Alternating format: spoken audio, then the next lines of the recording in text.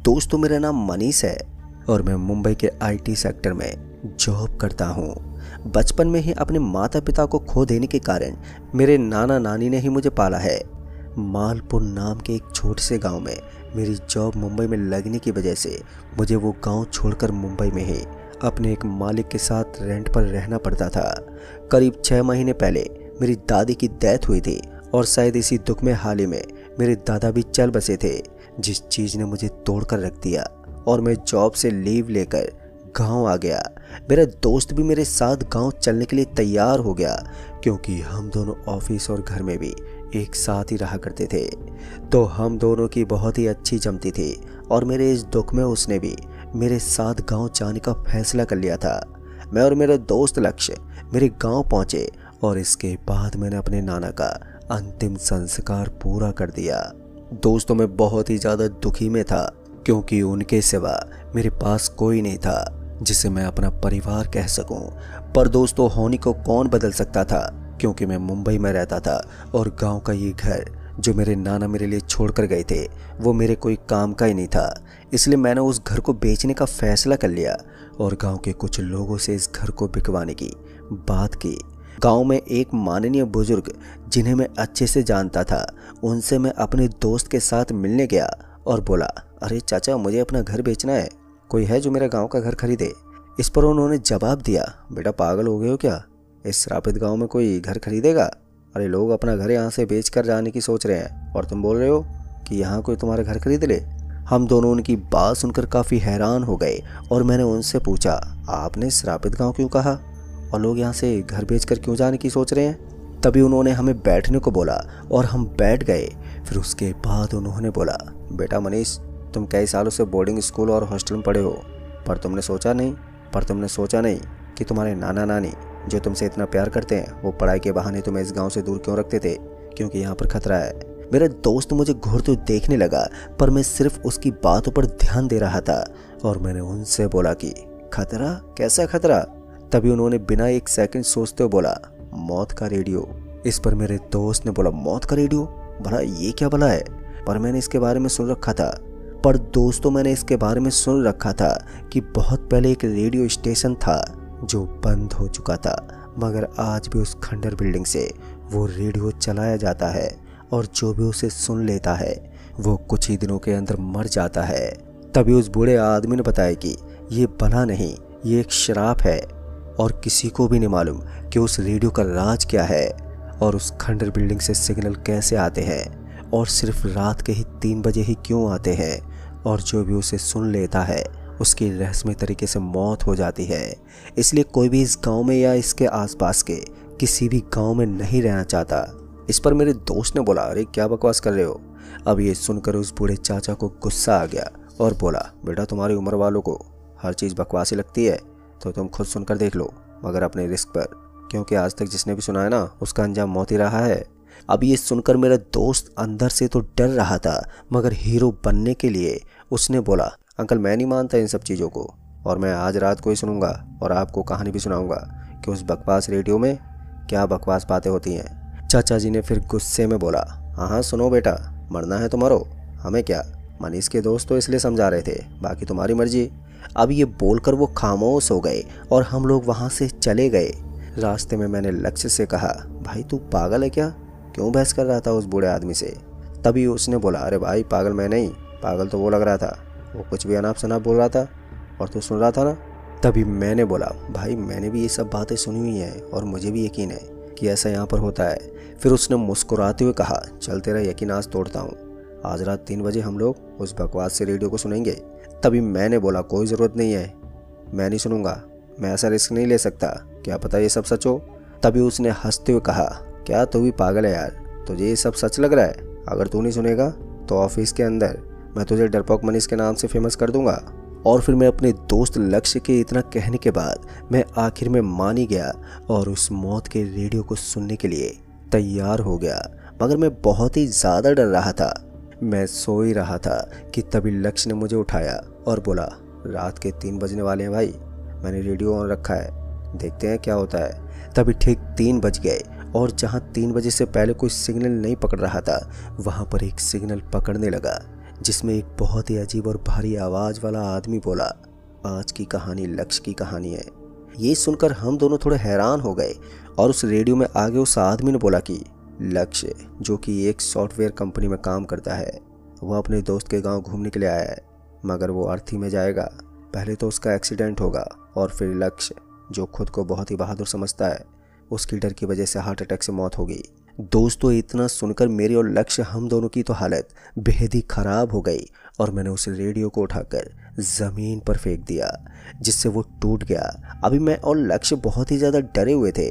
हमें कुछ भी समझ में नहीं आ रहा था कि हम क्या करें और पूरी रात हम लोग सो भी नहीं पाए।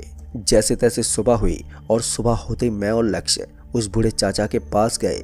लक्ष्य ने उनको डरते हुए बताया कि अंकल, मुझसे एक बहुत बड़ी गलती हो गई है। मैंने वो रेडियो सुना था, उसमें कहानी सुनाई गई जिस कहानी का अंत मेरी मौत से हुआ। अब मैं क्या करूं? लक्ष्य को परेशान देखकर बूढ़े चाचा ने बोला, उस रेडियो को सुनने के बाद कई लोगों ने अपनी मौत को बदलने की कोशिश की, मगर बेटा कोई नहीं बदल सका। पर तुम परेशान मत हो, पास के गांव के तांत्रिक का पता देता हूँ, उनके पास जाओ। फिर हम लोग तांत्रिक के पास पहुंचे तो तांत्रिक ने हमें बताया कि उस रेडियो को सुनकर मेरे दोस्त ने अपने शरीर पर एक ऐसा श्राप ले लिया था जिसका तोड़ संभव नहीं था। अब ये सुनकर हम लोग बहुत ही निराश हो गए, पर इसी के साथ तांत्रिक ये भी कहता है कि अगर तुम लोग उस एक्सीडेंट को रोक पाए जो रेडियो में बताया गया था, तो शायद तुम्हारी मौत भी टल जाए। ये सुनकर भी हमें ज़्यादा खुशी नहीं हुई, क्योंकि हम जिस उम्मीद के साथ इस तांत्रिक के पास आए थे वो पूरी नहीं हुई और तांत्रिक के यहाँ से वापस हमें गांव लौटने में रात का समय हो रहा था। गाड़ी मेरे दोस्त लक्ष्य चला रहा था। फिर अचानक से ना जाने क्या हुआ कि लक्ष्य गाड़ी की स्पीड बढ़ाने लगा और वो गाड़ी लहरा के चलाने लगा। मुझे ये देखकर काफ़ी हैरानी हुई, क्योंकि लक्ष्य को ऐसा करते हुए पहले मैंने कभी भी नहीं देखा था। मैंने लक्ष्य से इस बारे में पूछने की भी कोशिश की, मगर वो मेरी कोई बात का जवाब नहीं दे रहा था, जैसे वो मेरी बात सुन ही नहीं रहा हो। मैं बहुत ही ज़्यादा डर गया और जैसे मैंने सामने की ओर देखा तो एक ट्रक हमारी तरफ तेज़ी से आता हुआ दिखाई दिया। अब ये देखकर मेरे पसीने छूटने लगे। मैंने लक्ष्य से कहा, लक्ष्य गाड़ी रोक, पर लक्ष्य ने मेरी एक नहीं सुनी। ट्रक हमारी तरफ तेज़ी से आ रही थी और मुझे कुछ भी समझ में नहीं आ रहा था कि मैं क्या करूं। इसलिए मैंने हमारी गाड़ी को किसी पेड़ में दे मारने का फैसला किया और मैंने पीछे बैठे बैठे ही गाड़ी का हैंडल मोड़ के गाड़ी की डायरेक्शन बदलने की कोशिश की, मगर लक्ष्य बहुत ही टाइट से हैंडल पकड़ा हुआ था, जिसे हिलाना बहुत ही मुश्किल था। मगर मैंने बजरंगबली का नाम लिया और पूरी ताकत लगाकर हैंडल को मोड़ दिया, जिस वजह से हम ट्रक से तो बच गए, मगर एक पेड़ से जा टकराए और वहीं पर बेहोश हो गए। फिर जब मेरी आंख खुली तो हम दोनों एक हॉस्पिटल में थे और जब मैंने लक्ष्य से पूछा तो उसने बताया कि अचानक से उसके कानों में वही रेडियो वाली आवाज़ आई कि तुम्हारा एक्सीडेंट होगा, और फिर उसके बाद का उसे कुछ भी नहीं मालूम। उसने बताया कि जैसे कि वो किसी और के काबू में हो गया था। उस रेडियो की वो एक्सीडेंट वाली बात सच होने के बाद लक्ष्य के दिल में एक डर बस चुका था कि उसकी जान कभी भी जा सकती है।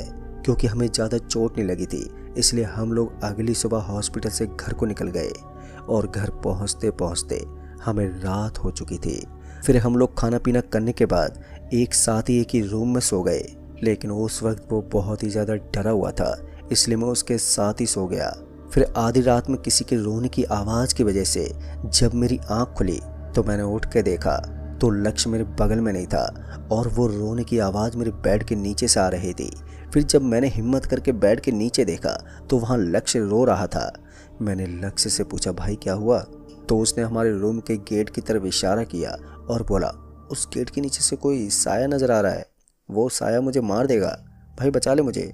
उससे रोता बिलखता देखकर मैं भी बहुत ही ज़्यादा डर चुका था और जब मैंने सच में उस गेट की तरफ देखा तो वहाँ सच में कोई साया था जो कि ऐसा दिख रहा था जैसे कि वो टहल रहा हो, जिसे देखकर मैं भी बहुत ज़्यादा डर गया और मैंने ज़ोर से चिल्लाया, कौन है वहाँ पर?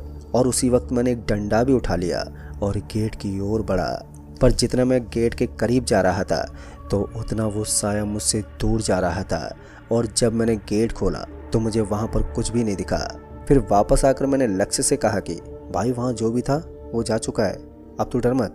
पर लक्ष्य इन सब चीज़ों से इतना ज़्यादा डर गया था कि उसने फैसला किया कि वो सुबह होते ही मुंबई निकल जाएगा और मैंने भी उसके साथ जाने का फैसला कर लिया।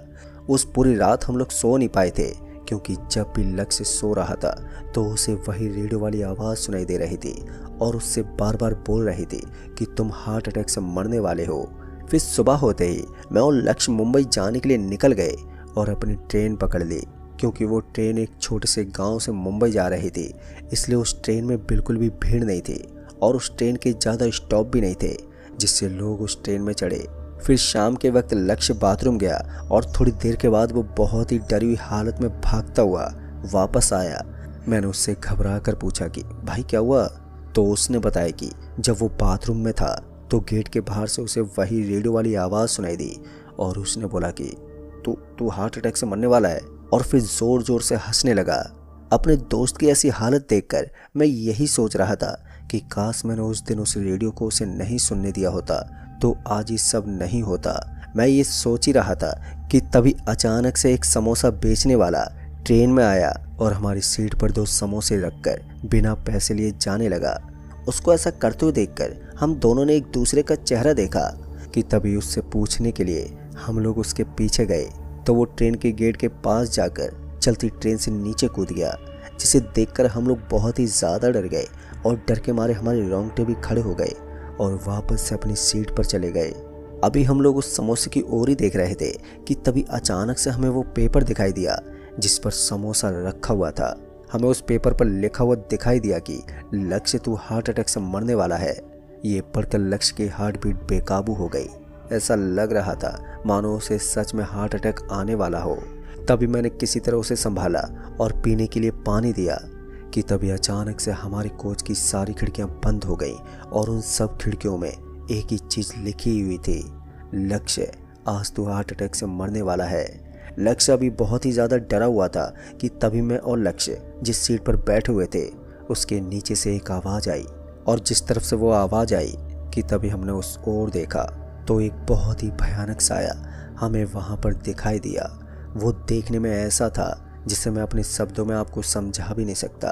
बस इतना समझ लीजिए कि वो शायद देखते मेरे दोस्त की हार्ट अटैक से मौत हो गई और मैं बेहोश हो गया। और उसके बाद जब मैं उठा तो हॉस्पिटल में था, और जब भी मैं इस हादसे के बारे में सोच लेता हूँ तो मुझे ये लगता है कि मेरा दोस्त सिर्फ मेरी वजह से मरा है। तो दोस्तों इस कहानी में बस इतना ही। कहानी आपको पसंद आई हो तो वीडियो को लाइक शेयर कमेंट ज़रूर कर दें। तो मैं आपका दोस्त जल्द ही मिलूँगा ऐसी एक और बहुत ही डरावनी घटना के साथ। तब तक के लिए बाय एंड टेक केयर।